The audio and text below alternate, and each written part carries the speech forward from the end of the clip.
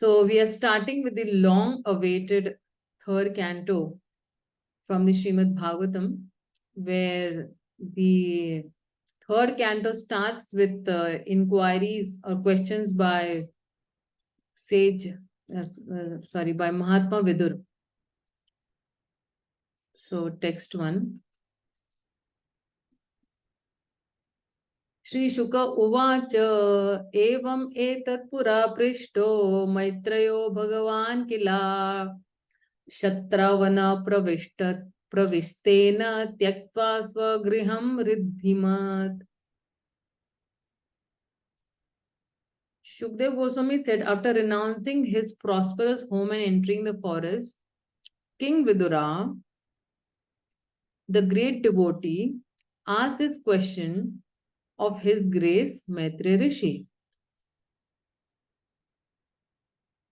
Yadva ayam mantra kridvo Bhagavan Akhileshwara Pauravendra Gruham Hitva Pravish Veshatma Satkrutam.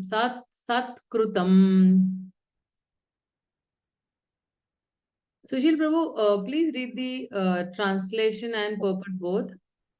Hare Krishna. Translation.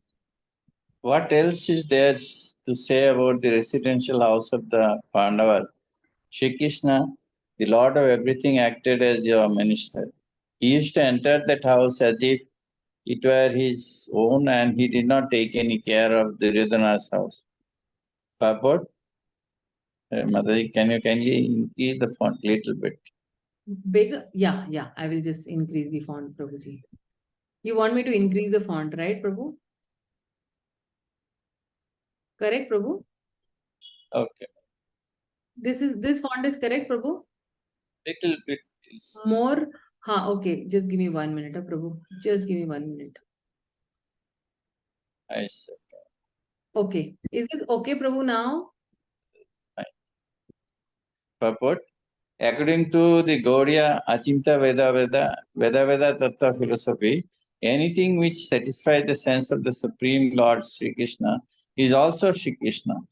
For example, Sri Vrindavana Dhama is non-different from Sri Krishna. Tad Dhama Vrindavanam. Because at Vrindavana, the Lord enjoys the transcendental bliss of his internal potency. Similarly, the house of the Pandavas was also the source of transcendental bliss for the Lord.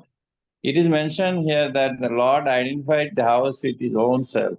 Thus, the house of the Pandavas was as good as Vrindavana, and Vidura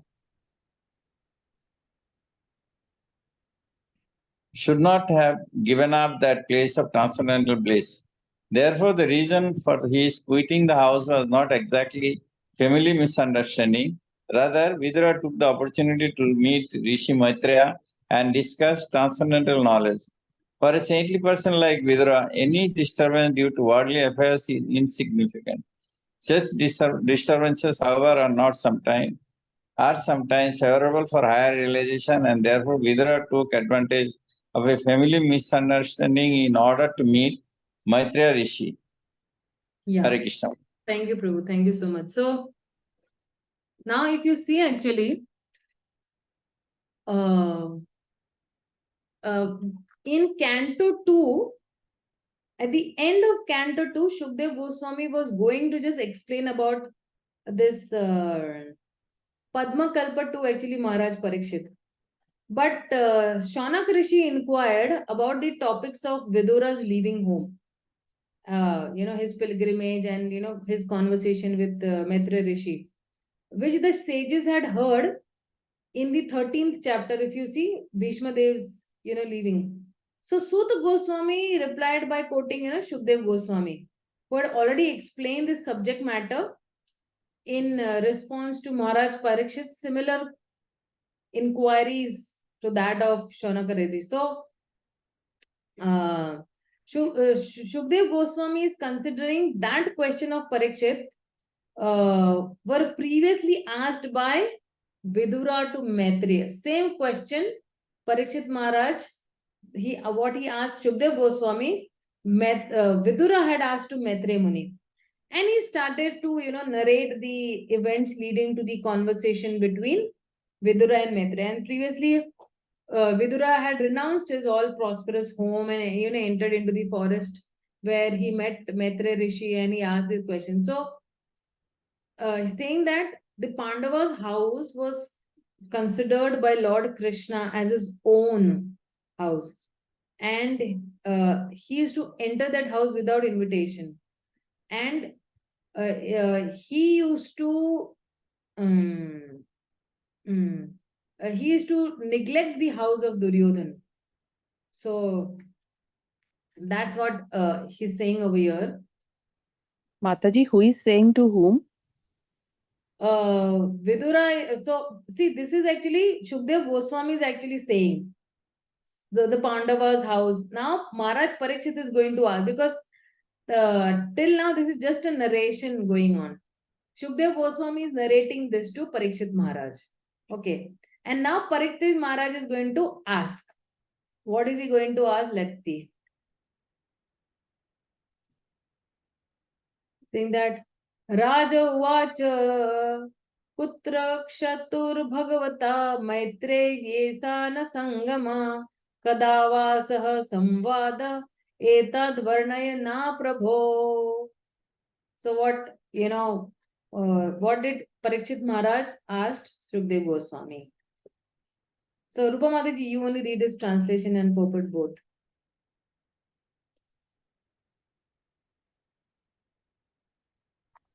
The king asked Sukadeva Goswami, where and when did the meeting and discussion take place between Saint Vidura and His Grace Maitreya Muni? Kindly oblige my lord and describe this to us. Purport. Exactly as Sukadeva Rishi inquired of Sota Goswami, No, this is and Sota Goswami This is not Saunika, sorry.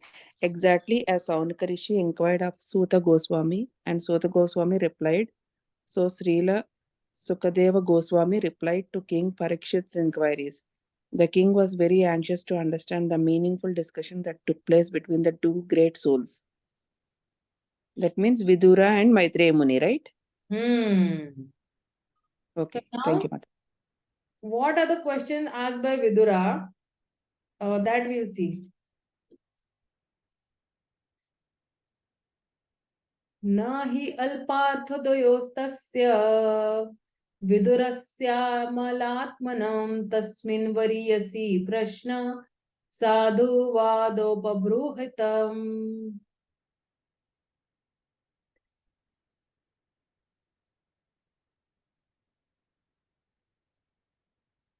Lakshminarayan Prabhu, please do the honors of reading this purport.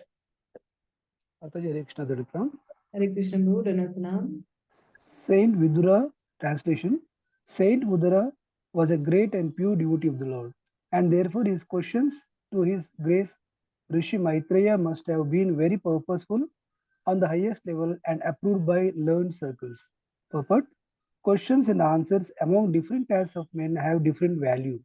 Inquiries by mercantile men in a business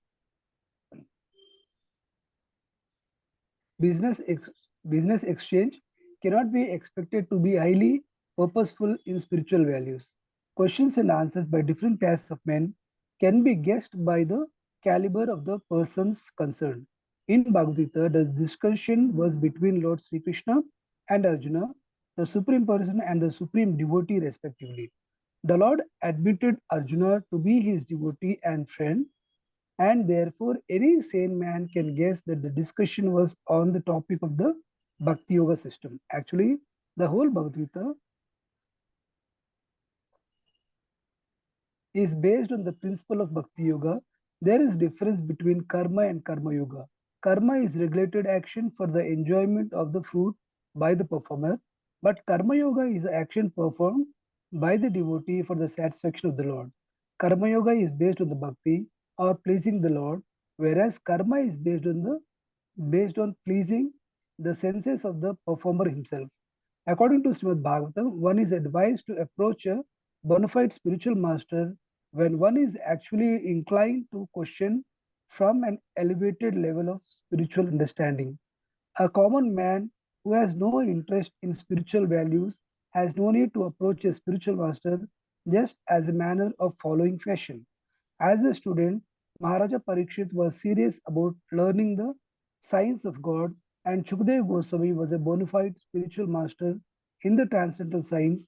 Both of them knew that the topics discussed by Vidura and Rishi Maitreya were elevated, and thus Maharaj Parikshit was very interested in learning from the bona fide spiritual master. Thank you, Mataji. Thank you, Prabhu.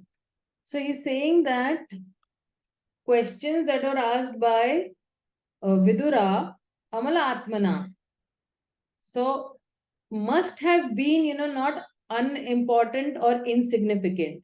Nahi alpa partha, he's saying over here. So they must be, not unimportant also or insignificant. And then he's saying that these questions must have been variyasi. Variyasi over here is translated as highly purposeful. For whom? For humanity.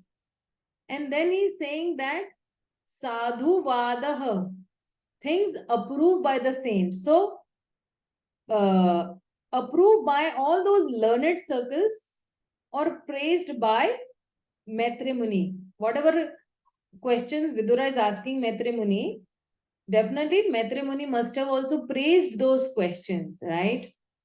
So, yeah. Can I please give background about Vidura? Oh, Vidura, you don't know Vidura Mataji, Rupa Mataji? Who is Vidura?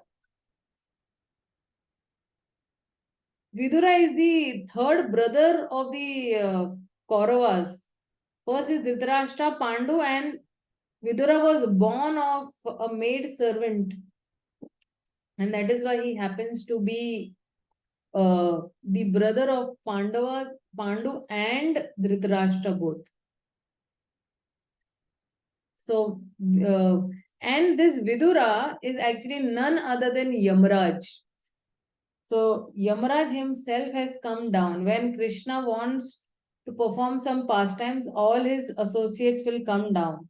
So, Yamraj, he also feels, that every day I'm dealing with, all these people who are doing sins.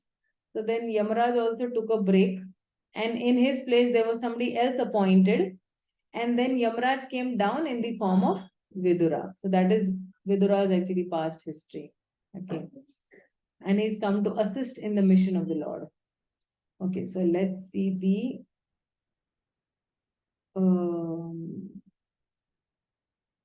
fifth one. Sorry. Okay. Then now, Srila Sud Goswami starts speaking that स एवं ऋषि वर्यो अयम पृष्टो राजन परीक्षिता प्रत्याहतु स बाहुवित् प्रति आत्मा श्रूयतामिति. Okay. Sri Sud Goswami said, the great sage Shukdev Goswami was highly experienced and was pleased with the king. King means Parikshit Maharaj. Thus being questioned by the king, he said to him, please hear the topics attentively.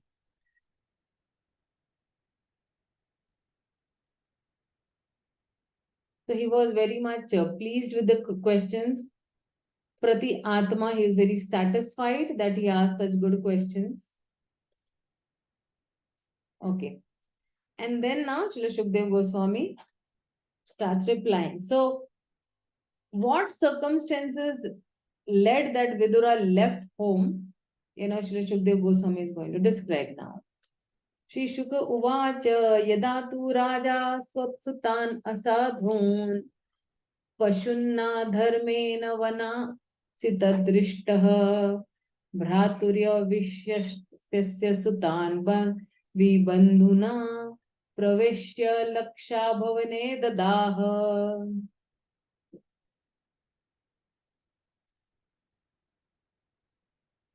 Priyanka, please read his translation and purport both. Yes, Mataji. Hare Krishna. Translation. Sri Shukadev Goswami said, King Dhritarashtra became blind under the influence of impious desires to nourish his dishonest sons, and thus he set fire to the lacquer house to burn his fatherless nephews, the Pandavas. Purport: Dhritarashtra was blind from birth, but his blindness in committing impious activities to support his dishonest sons was a greater blindness than his physical lack of eyesight. The physical lack of sight does not bar one from spiritual progress, but when one is blind spiritually, even though physically fit, that blindness is dangerously detrimental to the progressive path of human life. Thank you, Mataji. Hare Krishna. So, Prabhupada is saying that this Dhritarashtra, he was blind spiritually also and materially also. He was blind to his own spiritual progress, and materially he was so blinded that he could not see anything beyond his son. And that is why I think I've explained in the beginning of the Bhagavad-gītā this. If you know, you can go and refer to the English Bhagavad-gītā playlist. Maybe I'll just post it, that how this Dhritarashtra was actually the main villain of the Kurukshetra war. People will think that Duryodhana is the villain. How come Dhritarashtra is the villain? Because when Duryodhana was born, Vidura had asked that, see, you know, there were many inauspicious signs and ill omens. You know, jackals started howling, and, you know, the deity started crying, and many ill omens were found when Duryodhana was born. So Vidura had advised Dhritarashtra that, see, you know, this one person, it is in a family, if somebody is, you know, born inauspicious, then you have to, you know, reject that person, or you should just throw away that person.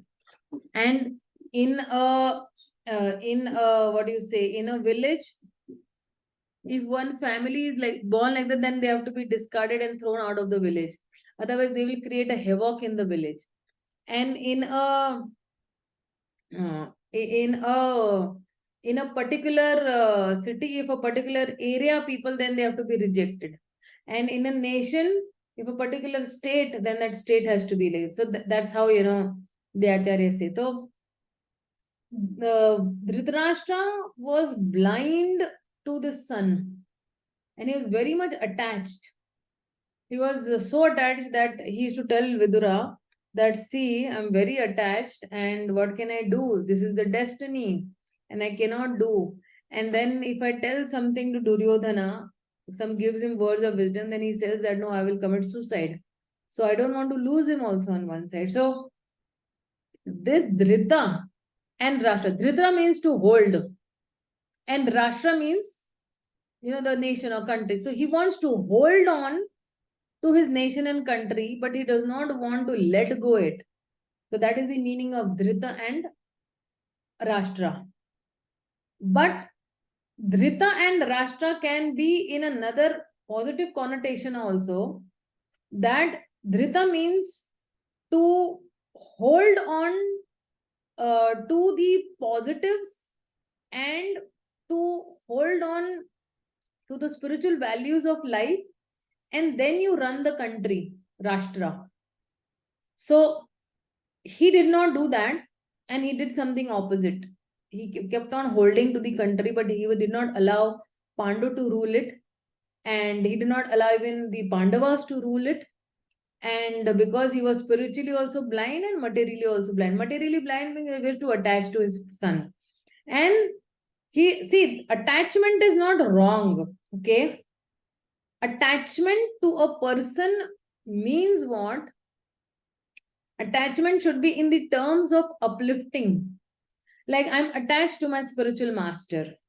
So I'm attached to the instructions of my spiritual master, which is uplifting me in my Krishna consciousness. And I'm blind to my son's love. So when I'm blind to my son's love means what? My son is doing all nonsense. Duryodhana is doing all nonsense. Of course, Duryodhana is not my son, it is Dhritarashtra's son. So my son is doing all nonsense, but I'm blind to it because of that attachment to him. So we cannot be, we cannot be blind to that love or to that attachment. So any relation that is not uplifting us and we are still sticking around to that relationship, then that is called, materially blind person. He is not able to see only something beyond his, son, or beyond that particular relationship. So, and that is, it's very detrimental to the, progressive path, or is detrimental to our spiritual life also. Sorry that I took a little more time for this shloka. Yadha sabhaya kuru deva devaya keshambimarshah sutakarma gruyam navarayamasa nripa snushaya swarer harantya kucha kunkumani. The king did not forbid his son Dushasan's abominable action of grabbing the hair of Draupadi, the wife of the godly king Yudhishthir, even though her tears washed the red dust on her breast. So,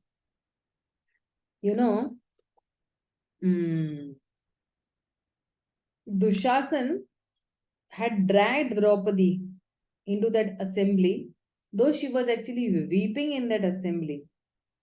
And Dhritarashtra did not stop his son from doing that most abominable action at that point of time, because she is the Kula Vadhu, and for a sister-in-law, the brother-in-law is as good as the son, and that is the relationship. And how can you drag her? So this is what actually is being said over here.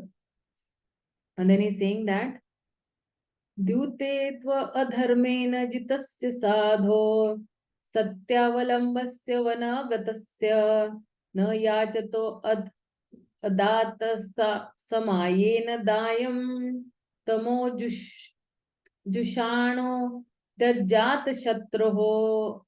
So Ajat Shatru, Yudhishthir's name is Ajat Shatru. Another a name of Yudhishthir, Ajat Shatru, of one who had no enemy. So let's see. Yudhishthir, who was born without any enemy, was unfairly defeated in gambling. But because he had taken the vow of truthfulness, he went off to the forest. When he came back in the due course and begged the return of his rightful share of the kingdom, he was refused by Dhritarashtra, who was overwhelmed by illusion. वो भ्रम में था actually. He was very much overwhelmed by the, what do you say, love of his sons. And if you see with Dhritarashtra, okay, this very interesting thing about Dhritarashtra was that he is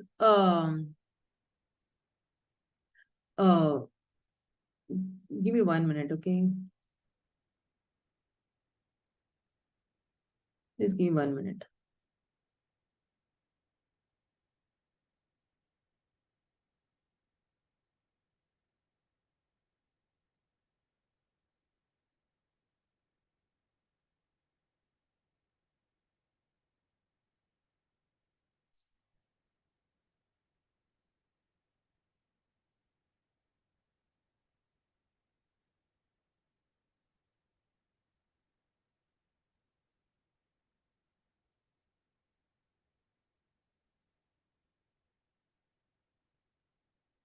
Okay, I'm not actually finding that note, but anyways, fine.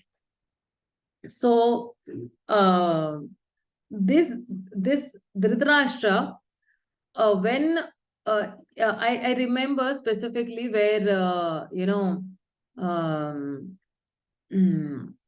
where he's so attached to his son that when Vidura is telling, that you please give away this child, you just to save one full family, then you sacrifice your this son. And Dhritarashtra does not listen, so he's putting an axe on his own feet. And he kept Duryodhana and he did not kill Duryodhana. And then that is why, because he did not kill this one Duryodhana, so there is a battle. And then, Kauravas were defeated. So, if you see, Duryodhana was also actually, confused. And though Duryodhana was not a very ordinary person, he is very, very expert in fighting, and he's a very great diplomat also. He knows how to, diplomatically do politics, and all his skills and techniques, whatever he had to apply. And so if you see with this Dhritarashtra, that when this dice game was there, Vidura had advised that see, don't do that. Whatever you're doing is not good. You should understand the motives of your son.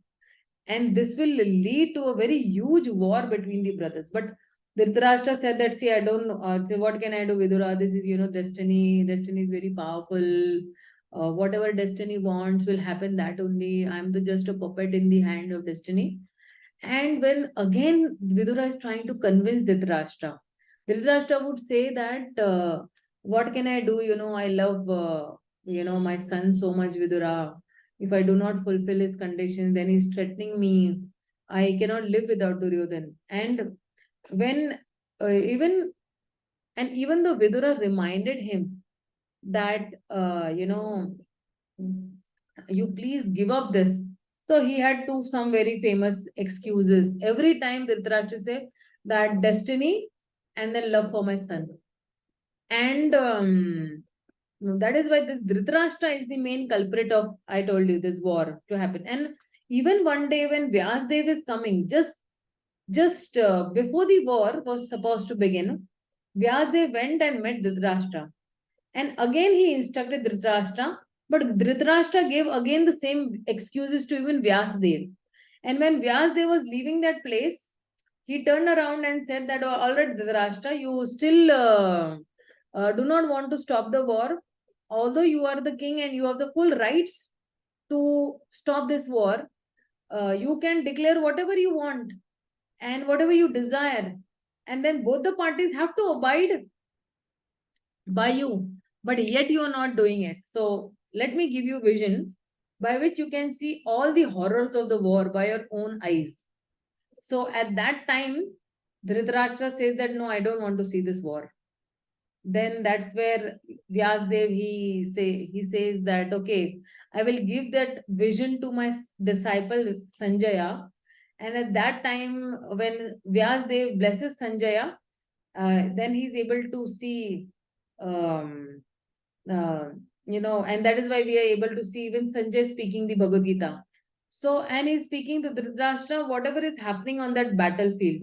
So, this Dhritarashtra, although he is blind, his desires to sustain and serve the whole nation is not in proper things.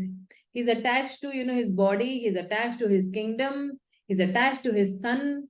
And how can any father, call his son Duryodhana? Duryodhan means a bad fighter. Dushshasan means, an utterly shasan. Dushshasan means utterly indisciplined person. So, this Duryodhan also actually, can say that one who fights well, but with a wrong intention. And Duryodhan can also mean, a positive connotation could be very difficult to fight. And Dushasan means who's not really disciplined. And Dushasan can also mean that one who disciplines the bad. Dushashan karne walon ko discipline mein lana. That's what it says. So, Maharaj Yudhishthir used to never call Duryodhan as Duryodhan. He used to call him as Suyodhana. Because a devotee will always see the good, in others, even if that other person has heaps and heaps of bad qualities. So, and even if you see, interestingly, this word Yudhishthir, Yuddha means what? To fight. And Yudhi means on the battlefield. And Sthir means steady. So Yudhishthir means steady on the battlefield. So, because the battlefield is such a place where there is so much of commotion and, provocation going on, and there is so much of shouting and yelling and, hands being cut and legs being cut. So where this Yudhi, this battlefield, so a place where we are challenged, we are criticized, we are provoked, we are agitated, and those people can be steadied throughout all of that. That person is called Yudhishthir. So many times previously, people used to have names which would befit their character. Nowadays, we have some very, unusual names. And Yudhishthir means only one who can be steady, who can be unaffected through praise or criticism, or anybody who's provoking him, he can be still be he can be steady even in positive times, in negative times, whether it's summer, whether it is winter, whether it's raining, whether it's snowing, he'll be completely very much steady in his. So that's what Dhritarashtra, Vidura, Yudhishthir, and the Pandavas. This is just a little brief of what it's been said over here. So let's go to the next shloka. Just give me 1 minute, I'll share the screen. I'd stopped to actually find something, but I was not able to find it as such.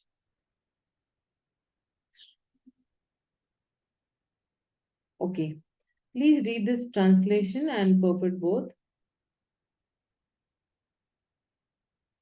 Or did we finish this reading? No, we didn't finish this reading. Yeah, read this. Okay, there are a couple of questions. Let me take that first. Why is it said, Sutta Goswami said, confused who is saying to whom in text 5? Also, okay. In text 5, Shukdev Goswami is saying this. Okay. So after being pleased by Parikshit's questions, then Shukdev Goswami is saying that please hear it attentively. Okay. Mataji, after initiation, this name is given also according to our quality. Yes. According to our psychophysical nature.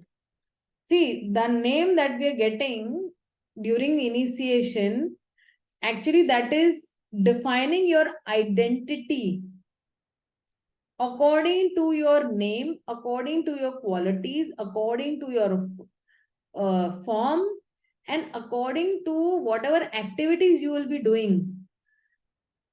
Okay. So, somebody is, like, okay, let's, take the example of our own Lakshmi Narayan Prabhu. Okay. So, his spiritual master has given him the name Lakshmi Narayan Karuna Das. Okay. So, just as Mother Lakshmi has Karuna or compassion, and Lord Narayan also has compassion towards the fallen living entities. And Lakshmi Narayan Prabhu is the what do you say? Lakshmi Narayan, the same Karuna that Mother Lakshmi and Narayan have, that same compassion our Lakshmi Narayan Prabhu will also have. And that is why that name is very befitting, and it is expected even from Lakshmi Narayan Karuna Prabhu, that he will have that same compassion for the living entities, just as the Lord is also having that same compassion. But For- Mataji, Hare Krishna, Yeah, Hare Krishna Prabhu. how Guru Maharaj will be knowing our qualities, Mataji? We have, he don't know us before, no? So yeah, that is actually our illusion that my Maharaj has never met me. He must have just spoken to me once or twice, or he has Yes. given me initiation through a letter or through email. But I always say this thing, that there is the Paramatma sitting in your heart, and there is Paramatma sitting in the spiritual master's heart also. In fact, when a person becomes a devotee, so the Paramatma's role gets over there only, and Bhagwan takes over his lives, the reins of his life.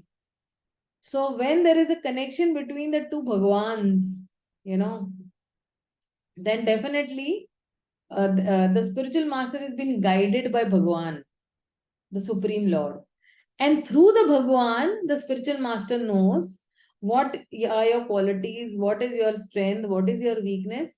And as soon as you stand in front of the spiritual master, then there is a scanner the spiritual master has, the transcendental scanner he has. And he will scan and know, okay, this person is like this. In fact, he can even read your mind, what to speak about, knowing your qualities and all. What is currently also going in your mind, the spiritual master knows that, sitting in some place in Coimbatore or maybe in Mayapur, the spiritual master knows that what are you doing right now also. Like I remember one time my spiritual master, we were in his room, and there was some conversation going on. Of course, I was with my group and we were listening to that conversation, and Maharaj just coughed. He coughed maybe 4-5 times.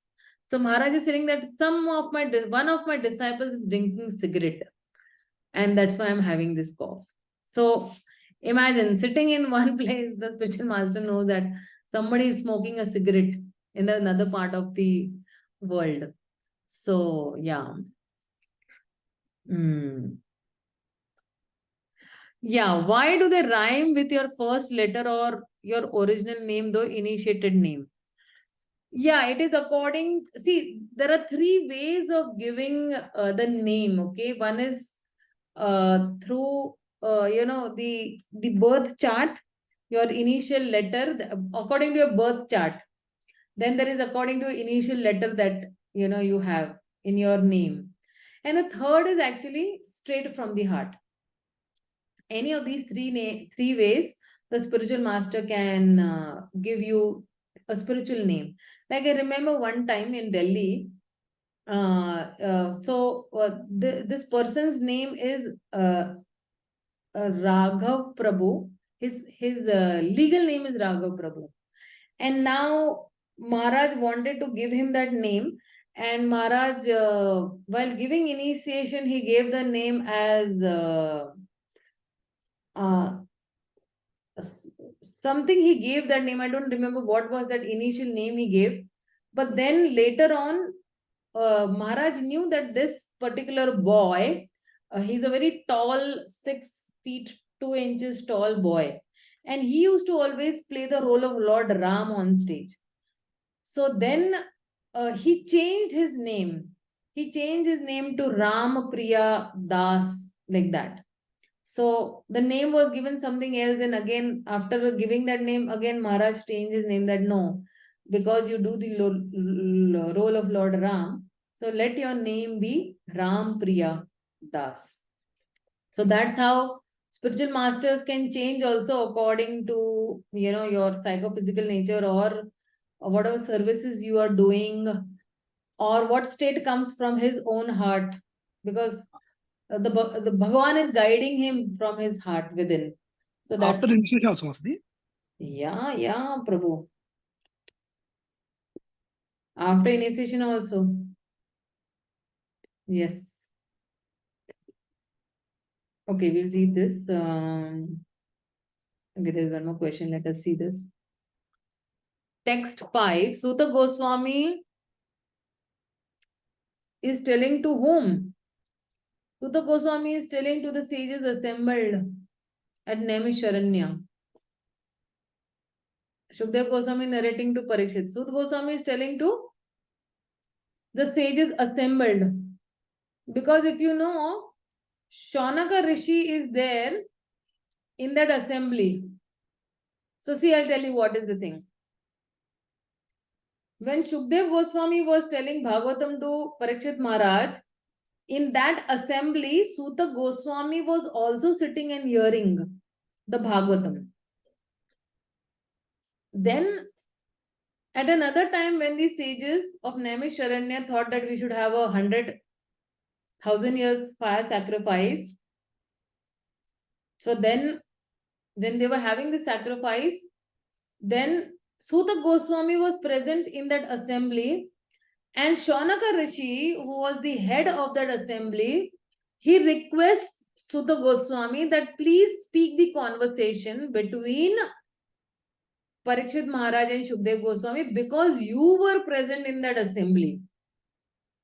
So please narrate to us. Oh, Suta Goswami.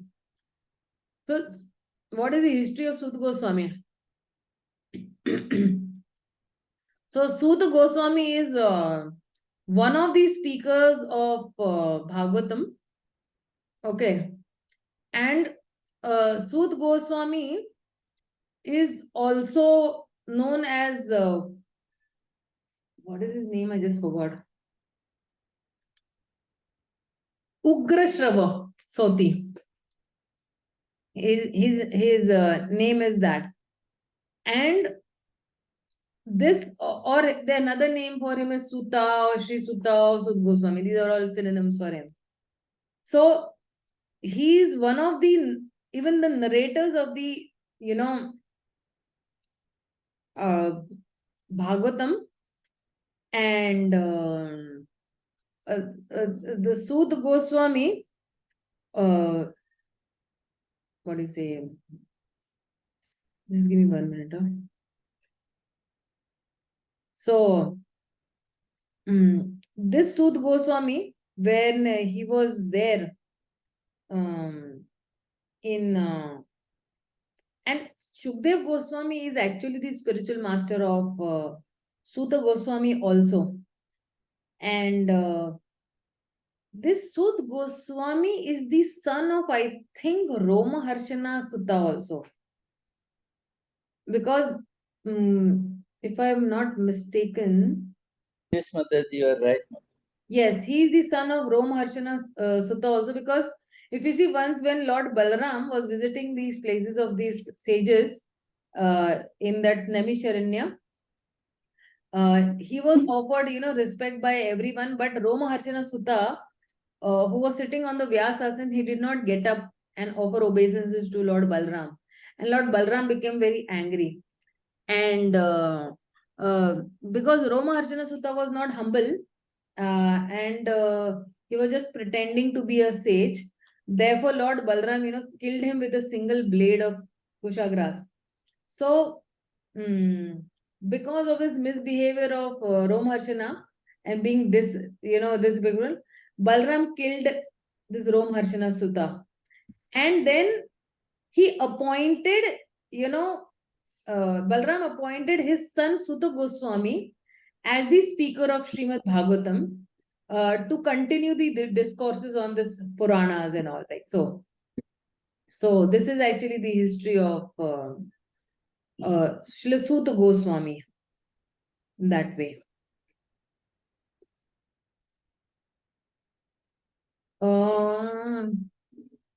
Then what is the question? Shuka is son of Vyasa. Like that, Sutta is a son of Roma Harshana Sutta. Yeah.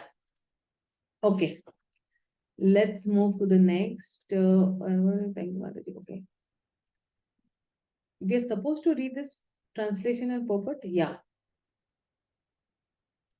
Okay. Today there's a less chance of reading by devotees. Vignesh Prabhu, please read this translation and purport both, Prabhu. Yeah, Hare Krishna Mataji. Translation. Yudhishthira, who was born without any enemy, was unfairly defeated in gambling. But because he had taken the vow of truthfulness, he went off to the forest. When he came back in due course and begged the return of his rightful share of the kingdom, he was refused by Dhritarashtra, who was overwhelmed by illusion. Purport. Maharaja Yudhishthira was the rightful heir to his father's kingdom. But just to favor his own sons, headed by Duryodhana, Dhritarashtra, Maharaja Yudhishthira's uncle, adopted various unfair means to cheat his nephews of their rightful share of the kingdom. At last the Pandavas demanded only 5 villages, one for each of the 5 brothers, but that was also refused by the usurpers. This incident led to the war of Kurukshetra. The battle of Kurukshetra, therefore, was not the Pandavas. As Kshatriyas, the proper livelihood of the Pandavas was only to rule, and not to accept any other occupation. A Brahmana, Kshatriya, or Vaishya will not accept employment for his livelihood under any circumstances. Thank you, Prabhu. Thank you so much. Thank you. So then, because the Dhritarashtra and party, they cheated Yudhishthir. And because Yudhishthir was born only without any enemy, Ajat Shatru. He is the, he is the personification of dharma. And then that is why these people did not give him his share in the kingdom. So, Yada cha partha prahita sabhyam jagadgururiyani jagada Krishna natani pumsam amrityani rajorum mene shatapunyaleshaha. Okay, then we have Anuprabhu, please read this translation and purport both.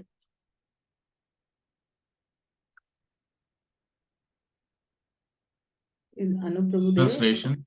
Okay, yeah. Hare Krishna, can you hear me, Mataji? Yeah, we are able to hear you, Prabhu. Lord Krishna was sent by Arjun into the assembly as the spiritual master of the whole world. And although his words were heard by some like Bhishma as pure nectar, it was not so for the others, who were completely bereft of the last farthing of the past pious works. The king Dhritarashtra of the Duryodhana did not take the words of Lord Krishna very seriously. Purport. Lord Krishna, who is the spiritual master of the entire universe, accepted the duty of a messenger and, deputed by Arjun, went to the assembly of King Dhritarashtra on a peace mission. Krishna is everyone's Lord, yet because he was the transcendental friend of Arjun, he gladly accepted the role of messenger exactly like an ordinary friend. That is the beauty of the Lord's behavior with his pure devotees. He reached the assembly and spoke about peace, and the message was relished by Bhishma and other great leaders because it was spoken by the Lord himself. But due to the exhaustion of the pious results of their past deeds, Duryodhana,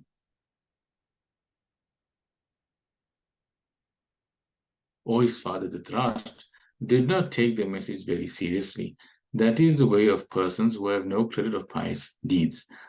By past pious deeds, one may become the king of a country, but because the results of the pious acts of Duryodhana and company were dwindling, it became evident from their actions that they were sure to lose the kingdom to the Pandavas.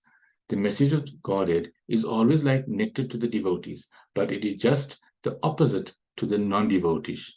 Sugar candy is always sweet to a healthy man, but it tastes very bitter to persons suffering from jaundice.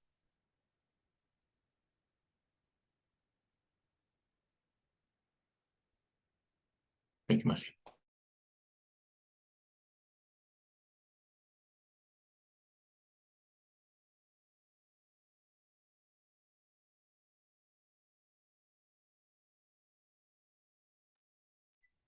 Mataji, you're on mute. Oh, I'm sorry. So a Brahmana or Kshatriya will not accept employment for his livelihood under any circumstance. Employment means what? Working under somebody. So Brahmana is supposed to give education to the society, Kshatriya is supposed to protect, and Vaishya is supposed to actually do the administration part. So they will not, be under somebody that way. They'll not do the work of the Shudras. Okay. So then this particular 9th shloka is saying that Dhritarashtra, who lost even the last, farthing of piety, didn't respect all these great words that were coming, words of even Lord Krishna, or who is actually the Jagat Guru. He did not, respect those words of. So that is why Prabhupada saying sugar candy is always sweet to the healthy man, but it tastes very bitter to person suffering from jaundice. Suffering from jaundice means actually that person is in ignorance. And because his tongue is inflicted by ignorance, that is why he is not able to relish spirituality at all.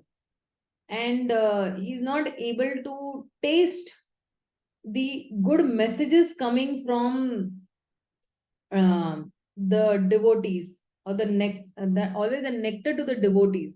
So anything good coming about the Supreme Lord, his name, form, qualities, and his activities, then that is very nectar to the devotees.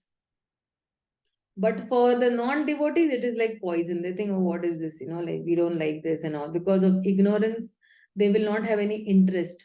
But see, the cure for jaundice is sugar candy only. The cure for ignorance is Hari Katha. The cure for ignorance is Hari Nam. The cure for the ignorance is Hari Roop. The cure for ignorance is only hearing the, guna of Krishna, Hari Guna, Sunna. That is only the cure. So as and when I'll keep on chanting, as and when I'll keep on hearing, so the jaundice that is there on my tongue, the jaundice of ignorance, that will keep on slowly being treated. So for ignorance, the treatment is only Harinam, Hari Katha, Hari Gunugan. You just glorify the Supreme Lord. And that's how our ignorance will be vanquished. Okay, so then next he's saying that Yado pahuto bhavan pravishto mantraya prushta kila purvajena atahatan matra drisham variyan yan mantrino vaidurikam vadanti. So now Vidura is going to give advice from this particular shloka. Okay. And definitely, it's not like that Dhritarashtra is waiting, okay, please tell me your kind words and I want to be enlightened. And Duryodhana comes on scene and he insults Vidura. Okay. Somebody read this. Vishal Prabhu, please read this. Translation and purport both. Hare Krishna Mataji. Hare Krishna. Translation. When Vidur was invited by his elder brother Dhritarashtra for consultation, he entered the house and gave instructions which were exactly to the point. His advice is well known, and instructions by Vidur are approved by expert ministers of state. Purport. Political suggestions by Vidur are known as expert, just as in modern times, Pandit Chanakya is considered the authority in good counsel in both political and moral instructions. Thank you, Mataji. Thank you, Prabhu. So what we'll do is we'll end over here, because there's another session coming up for me. And we'll continue this tomorrow. There's going to be a very interesting, chapter where it's going to set the scene. What are the questions asked by Vidura? and what are his inquiries, and then how Uddhava replies to Vidura's inquiries, and then how Vidura approaches Maitri Muni. So a very nice, pastime is being unveiled, and lot many lessons to learn from this pastime. Lot many.